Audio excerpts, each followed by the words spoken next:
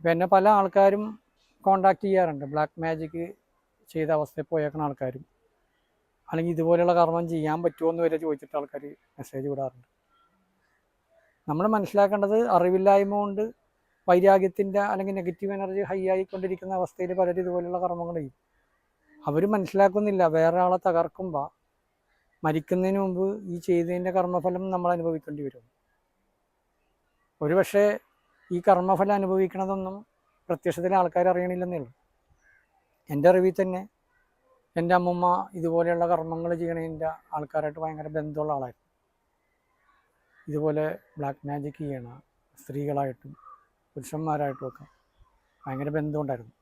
കുട്ടിക്കാലത്ത് എൻ്റെ വീട്ടിൽ ഇതുപോലെയുള്ള കർമ്മങ്ങളും പൂജകളും ഒക്കെ ചെയ്യണമെന്ന് ഞാൻ കണ്ടിട്ടുണ്ട്. ഭാവിയിൽ എൻ്റെ അമ്മമ്മ മെൻ്റലി ഡിസോർഡറായിട്ട് ഓർമ്മയില്ലാണ്ട് മെൻ്റലി വന്നിട്ടാണ്